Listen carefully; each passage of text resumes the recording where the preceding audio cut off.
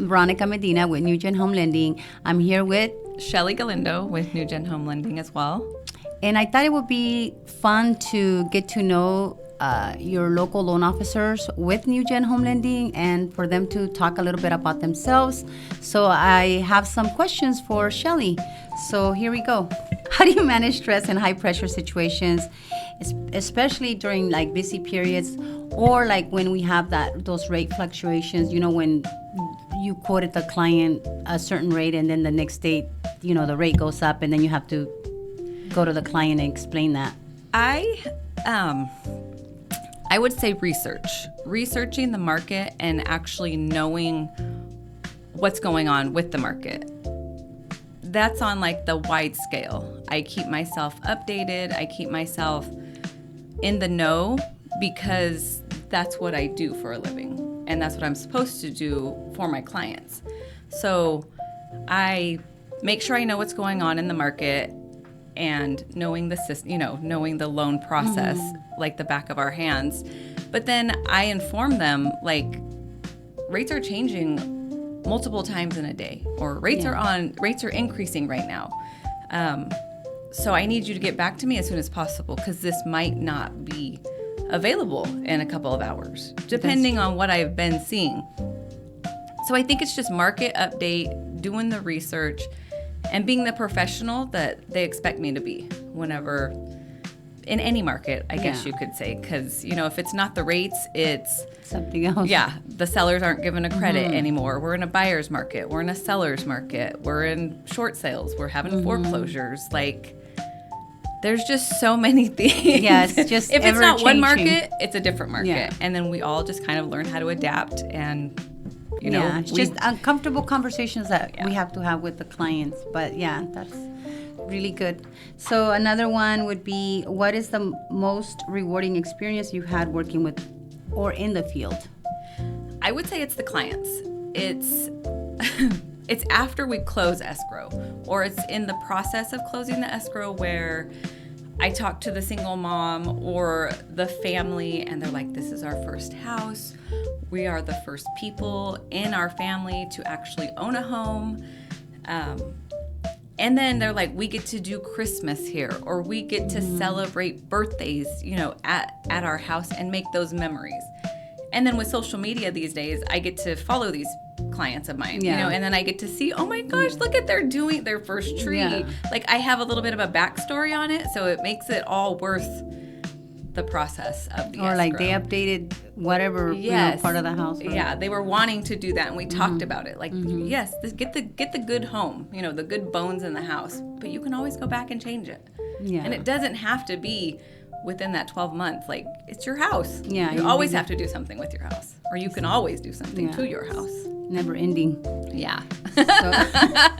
And whenever you like it and it's done, you're going to change it again. Yeah. They're like, never mind. I don't like this flooring. Let's just change it to a different one. So another one that we have for you, another question is, what do you think is the most misunderstood aspect of being a mortgage loan officer, or and how would you clarify it for others? I think it's what we actually do. In regards to like the questions that we can answer. I think a lot of clients go to the real estate agent for these questions, but they don't know the answers. And I think the process, so they're asking the questions, but then how long it takes. I feel like that needs to be remarketed or rebranded, because you have other lenders out there like, we can get you approved in 2 minutes. Well, it's like, hold on. There's a process. We're setting false expectations for these people when we're trying to take their life and get them a mortgage, but there's, thousands of pages of guidelines, and we have the answers because of those guidelines, or we have those answers because of our experience. And I feel like that's a disconnect. Yeah. A misconception that we have to deal with as loan officers, because it doesn't take 2 minutes. Yeah. It doesn't take one day. You know what I mean? It depends. It all depends. It depends on each individual client. Yes. Not two clients are the same. I know I Yeah. hear that same story like, oh, well, so-and-so, like a relative or something, or someone that they know had this experience. I say, but everybody's different. You know, you could be dealing with somebody from a 720 FICO score or a 640. They're going to get two different products. Yeah. So. My neighbor didn't come in with anything. You know, they didn't have to bring any money to the table. Why do I have to bring all this money to the table? It's like, well, you're not your neighbor. You're not your coworker. You might have a 740 and all the money. It just depends. They might be paying more interest over the life of their loan. So. Yeah, we had one recently, and after we explained everything, they're like, oh, okay, because they were getting a better rate. So the client, the friend or cousin or whoever was bringing in less, but their rate was like 1.5% higher. Yeah, so, exactly. I mean, it's a trade-off. Yeah. So, looking back, what is one piece of advice you give your younger self before entering the mortgage industry? Before entering the mortgage industry? So much to tell my younger self. It's not for the faint of heart. Exactly. I got into the industry because of my cousin, and she was like, you should do loans, you're so talkative, you know, all that. You have a great personality, go talk to people, go do loans. And it was just like, oh, what does that even look like? Get into the real estate industry. This was before regulations and all that. Everybody's making money. So I would tell myself to do a little bit more research, but then once I'm actually in the industry, I would say build a long-lasting relationship with realtors. Mm-hmm. Like, just endure the slumps, endure the slowness, but like really build those relationships. Yeah. Because I've been doing this since 2010. And if I would have stuck to just doing, you know, building those relationships, it would have been, 14 years of building? But you started on the real estate side, right? I did. You didn't start in the mortgage side. When did you transition to the mortgage side? I started in the real estate side in 2005, and then I transitioned in 2010. Okay, like 5 years later. Yeah, 5 years after that. I was like, whoa. So you knew that side, and then... Yes. Then the mortgage, 2010, so 14 years? Yeah. Goes by super. No, hold on. 2010. Yeah, 14 years. Yeah, 14 years. Jeez. Yeah, it does go by fast. You were like 2 years old when you started. Yeah, 2. I'm so smart. So how, with that, I mean, you know, 14 years plus 5 in real estate, 19. That's a lot of experience. So what has evolved or what's changed in the mortgage industry that you've seen? This AI thing, I'm not afraid of it because I feel like one thing that has evolved is the quickness, I think, and getting qualified. You can get qualified so quick. And it's just like, there's too many details. Like, we have to dot our I's and cross our T's because you're buying a house. Like, you're leaving over here, you're leaving this home, you're leaving your parents' house, you're leaving this rental, and then you're going to purchase another property. You have to do inspections, you have to do all of these things for this property, and it might not work out, but we have to be able to keep the loan going the whole time. Yeah, while you're doing all that. And then let's say that one doesn't work. Okay, then we restart. And then, you know, it's just, I don't know, it's just a process, and I totally forgot your question. Like how has the mortgage industry evolved in the last few years? Oh, hold on, just 1 second. How has the mortgage industry changed since you started, and how do you see it evolving? It's changed. The clients, whenever I first got into the mortgage industry, people had to come in and bring their documentation in with them. In person, yeah. It was like, okay, we have to have this many appointments a day. We have to gather this information to compare to today where everything is just, if you can go online and complete this application, or we can do it together. I can do a Zoom call. You can upload your information to a secure site. I think that's the difference. Yeah, I think, I mean, I don't know if you, as I don't have any little kids anymore, but I think as a parent, being a loan officer now. If you have young kids is way better than when I became a loan officer and had young kids, I literally lived at the office. I was there till 9 p.m., like meeting with people and then just finishing up my pre-quals, where now it's just, oh, you want to apply? Okay, would you like me to meet in person? You want me to send you a link? People's like, send me the link. And you can see them doing their little app at 11 p.m. And you're like, thank the Lord I'm not at the office. Yes, exactly. So I feel like that's definitely changed. But and I enjoy it because of that.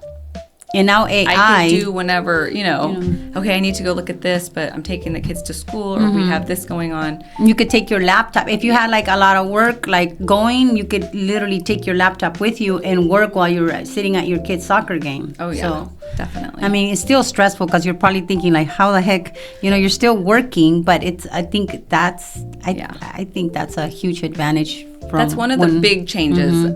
Thinking of just different things in the industry, it's like you don't have to be there physically to take that application. You definitely have to meet with them, to get all the details of their lives to make sure, okay, we're good to go. You can go and buy this $500,000 house. There's not going to be too many hiccups on my part. You know what I mean? Yeah. I've kind of done all the research for you. Yeah, like if you talk to them on the phone first. So, what's the most rewarding part of your job as a mortgage loan officer, or any specific client experiences that stand out for you? I think it's the clients, of course, them purchasing the houses and living their lives and making those memories.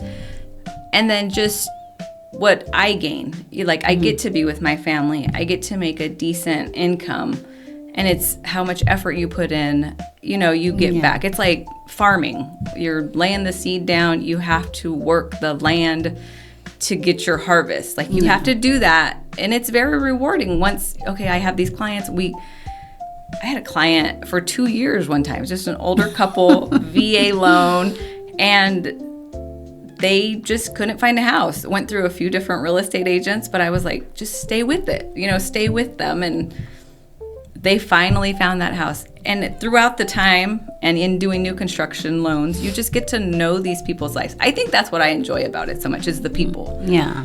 Because the process is complicated. Yeah. It can be very complicated, but the people make it rewarding. Yeah. Just seeing that they're happy at the end, and they, especially first-time home buyers, they're like just so excited, and I don't know, sometimes it's funny, just like they probably think you walk on water because you close their loan. Because, they're so happy. I've had a client like, why do you do this? I was like, this is what I'm just called to do. I know. I had a client. I said, you should get into the mortgage industry. She's like, no, that looks too stressful. How about, can you share some common mistakes people make when applying for a mortgage loan, and what steps to avoid? Not disclosing information. Like we're best buddies when we're in this process. And I need to know pretty much everything. Like if you have a divorce, or if you're separated, are you legally divorced? Are you legally separated? Or are you legally married? Are you not married? Like you have to disclose these things. We have licenses, that's another misconception, I think, is we are legally held responsible. We have a license identifying who we are, but just that part of it. Just being open. It's kind of like when you go to the doctor and you kind of, fib a little bit about. Well, you have to disclose, right? Yeah, just the disclosure part of it. Like, I need to know all of these things. Yeah, no because gaps. It's going to have an impact. Like yesterday, I made a video about a client. It's not my client. I was researching for somebody else that I guess he co-signed on a small business loan, and it doesn't show up on his credit, but it kind of probably went over his head. And I guess when they ran the KVRs, like the report for the federal report that you're required to run for FHA, he had a hit on it because he has a $30,000 debt that he didn't disclose, but the loan officer didn't catch it either because it wasn't on the credit report. So that's something important that I don't know, for whatever reason, he didn't share, and that's obviously affecting him. So now they're coming over to me, and then we're going to structure it a little bit different. Yeah. But it's something that's huge. I mean, $30,000. And I think we have to, ask all the questions on the application, because that will get the information out. That'll get people talking. But it's still those little things that it's on your business credit or it's over here. It's just, we have to become best buddies, because the lenders, there's so many reports that they run these days on the back end that we're going to figure it out. So then I'm going to come to you with the question anyway. Yeah, because they're going to, where did your federal debt come from? Oh, we didn't pay that. Okay, well, this is what we have to do. Or now we have to cancel and wait 3 months for you to make these payments. Like, we know those little things. So I just need you to be open and honest. And if you forget, that's fine. Yeah. We figure out how to keep the train on the tracks. Yeah. Or sometimes when they forget to tell you, or when they, in the middle of escrow, they decide to go buy something because they think they're in the clear. Yeah. That's a huge no-no. No. I think I do a pretty good job at that, though. I have clients that call me. And it's very rare. It's very rare that happens. Can I buy this? I'm like, no. Yeah. No, you can't do anything. Just sleep and pack. Yeah. I think it happened to me once, long time ago. This client bought a car, and I was like, why did you buy the car? But it was a small payment, so we made it work. But it was funny because he's like, Vero, I had to buy the car. My car literally broke down in the middle of the road, okay? I'm like, okay. So we had to restructure it, pay off some little things, but it's okay funny to buy the car, but just tell me. Just tell me, because just tell me. Yeah, because in the underwriter, somebody that monitoring their credit, they're like, hey, did you know that? Da da da. Like now they have an inquiry. What's this about? So we have to call them and ask. So we're gonna find out. Yeah. Just tell us up front. Yeah. Just communicate up front. So that's it, guys. Just wanted to introduce Shellie and for her to share a little bit about herself. And we hope you like this, and see you next time. Bye.